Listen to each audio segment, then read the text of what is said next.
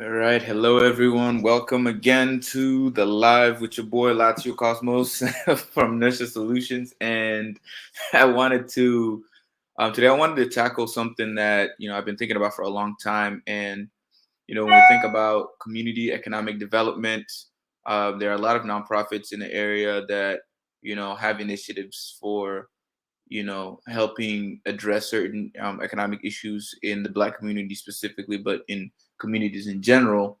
And for me, it was important to you know study what those nonprofits are offering, and then also look at the results, and then come up with my own kind of, all right, what do I think is the best way to approach this issue of community economic development.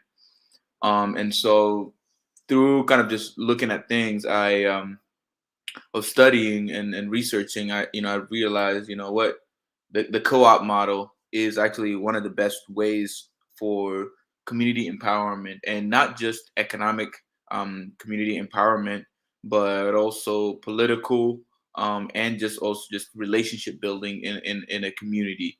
And so I'm just gonna go into that a little bit and talk about co-ops.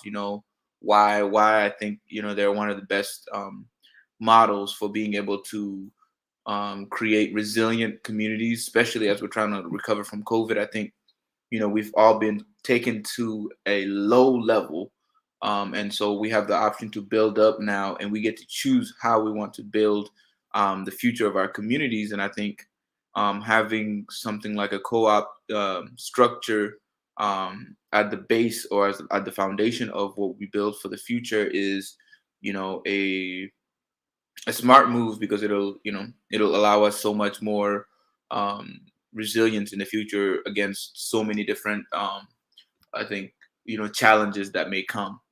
And so that's kind of what we wanted to talk about. And so to understand the co-op structure, and also just kind of go a little bit into the value of co-ops, why are they valuable, and then also eventually, way down the line, we will talk about how, going to the specific how tos of building a co-op, and then Nurture Solutions will be in a position to be able to help people walk through that process. And so I just kind of wanted to start it with that. And so, as you can see in the presentation, we're gonna go into the next page. And so, what we're gonna talk about is,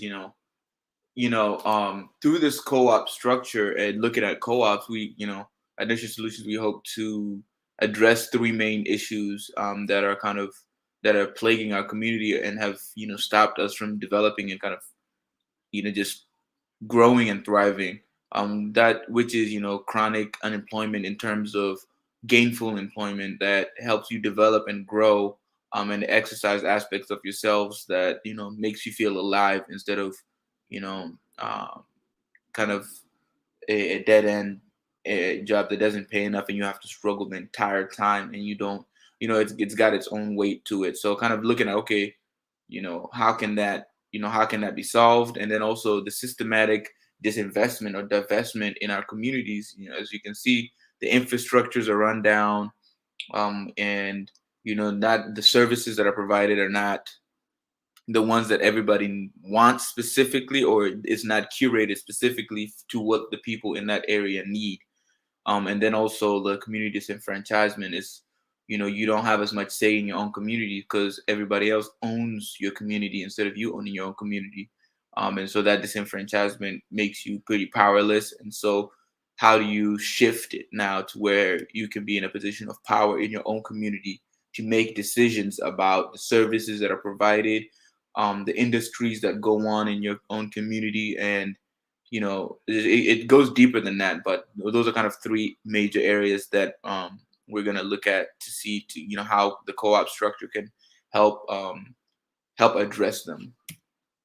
And so, what is a co-op? So they said a co-op is an autonomous association of persons united voluntarily to meet their common economic, social, and cultural needs and aspirations through a jointly owned and democratically controlled enterprise. And that's the definition that the International Cooperative Alliance uses. And I really like it because it brings together all the necessary parts that are needed for resilient communities and resilient peoples. Because one, it has built-in autonomy. So you have, nobody from the outside can tell you what to do. And so you have the power legally to exercise your will and your vision. Um, and second, then, and which is really, really, the most important part of the co-op is the relationship building. And so, and the trust building, which, the only way it runs well is if, people are able to come to a table and make decisions that are for their own best interest. And so, we all have to grow in that aspects. We're not all perfect, but so it's important to have, a mechanism that allows us to, all right, how do we focus on building our relationships, and having trust with one another to be able to run businesses. And the last part of it, is also like, it's that it's driven by what you desire, what your community and the people that are in your community decide is important. So it can be economic, it can be social, it can be cultural, whatever it is. You get your group of people together to decide we're going to address this issue in our culture or in our social environment or in our economic, you know, um, environment as well. So it's looking at what can we do to solve an issue collectively, and that's also tied in to it. And my favorite part of it, which, in terms of, how the co-op structure and how it works and the relationship building and all of that, is the democratically controlled aspect of it, where, people you have to come to the table together and make decisions for your own interest, which means that you have to understand your own interests first before you can make decisions on them. And so I think, it forces us to all look at our environment critically, and look at, okay, what is it that I need and how can I get it?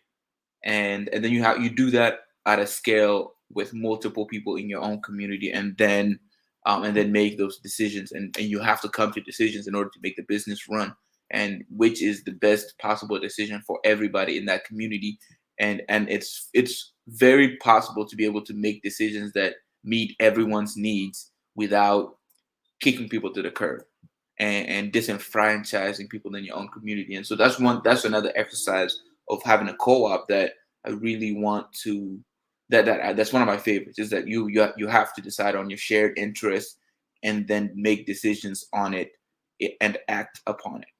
And so those are kind of, that's the definition of the co-op, and then the aspects of it that I really love, and I think, could be of great service to us as we look to the future, and look at what we're going to be building, especially in our communities.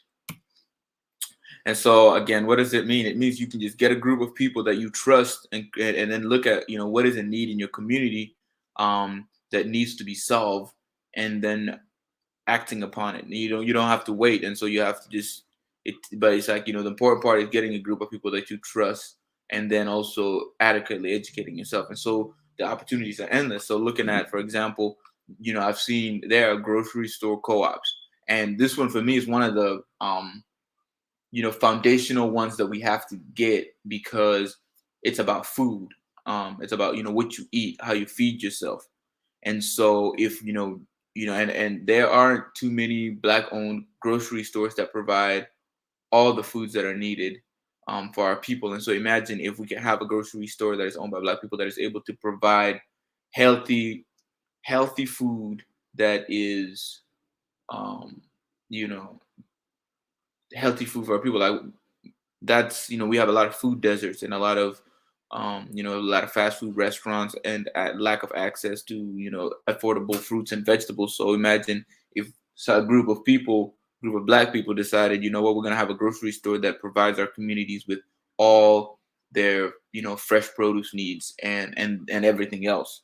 um that's very much needed. And then also there's, you can have a housing co-op where you collectively own spaces, and then you're able to control what goes on in the space, and be able to ensure that everyone in your community has housing, instead of depending on somebody that has no interest in, one, maintaining the space that you're renting from them, and secondly, they're taking the money out of your community, like a third of your check is just going straight out the community immediately instead of being reinvested back into your own environment and bettering yourselves and bettering your housing situation and making sure that your people have a place to stay.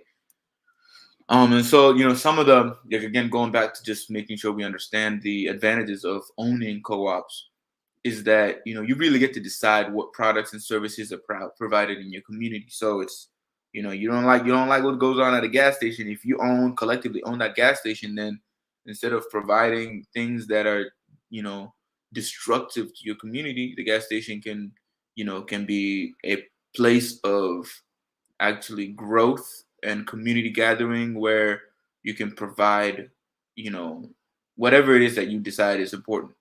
And also services, collectively, it's easier to collectively own, businesses instead of trying to do it by yourself. It's easier to do it when you have multiple people. Um, and when you own a co-op and you own a lot of the enterprises that function and operate in your community, you're the decision maker. And so when it comes to the hiring practices, people who spend money there are going to be the ones that get hired there. And so you're basically circling the money where you spend money at the grocery store and the grocery store ends up paying somebody else in your own community who comes back and spends money at that grocery store once again, or at that apartment building where they're staying at. So the money keeps circling within the community and ensuring that everybody gets a piece of it, and everybody gets what they need. And you use money, the movement of money, to get everybody the services and products that they need. And you always, you're not going to make any decisions that are detrimental to your own community. Whereas somebody who doesn't live in your own community can make decisions and they don't have to pay for it because they don't live there. And so you're kind of having control over that. And then, like I said before, getting a portion of the profits reinvested in your own community. It's, the money goes, if you shop at a grocery store, the money goes right back into the people that are working there, which you hire, which could be your cousins, your friends, whoever, just youth and people in your own community will get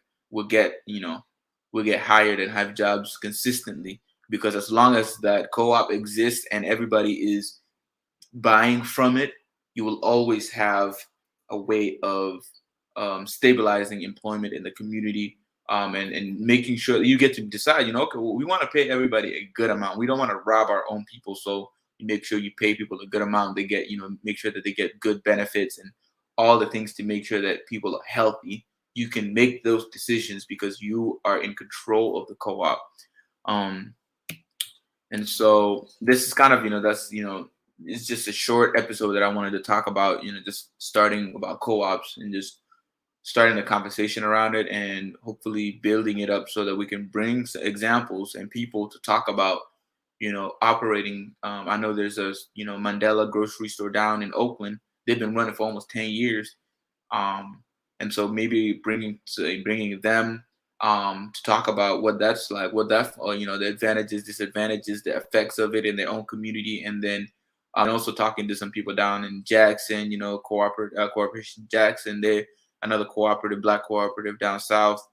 I mean, just kind of hearing their story and seeing, what the results are, and then seeing how we can implement some of that up here in Seattle, and kind of you know, pick up some of the best practices that they've had, and including that in their community. And so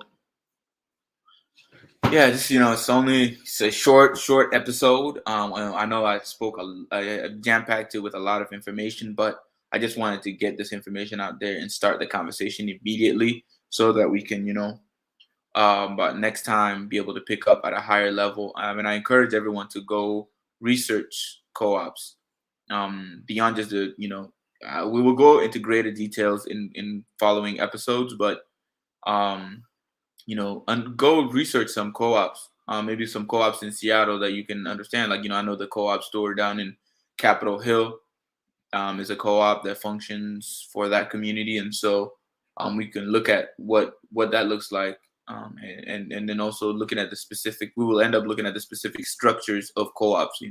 What does that look like? The membership responsibilities and kind of just the smaller details of co-ops. But I just wanted to start this conversation. Thank you for watching, and subscribe, and there's going to be a lot of conversation happening on this channel here, not just economic but also political, because those are like in the same way that the co-op shows how economics and decision making are all tied together, especially political decision making.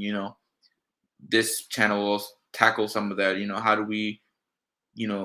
we become active participants in shaping our environment and shaping our reality, through economics or through cultural events, through whatever it is that we need to do. Just making sure that we are doing so consciously and with an effort to better our future and not continue some of the patterns that have happened in the past. So thank you again for watching. Subscribe, stay tuned, share this video, and check back with us. In the near future, we'll be posting every day, sharing something, even if it's 15, 20 minutes, we'll be sharing something. And so thank you once again, and we'll catch you in the next episode. Have a great day.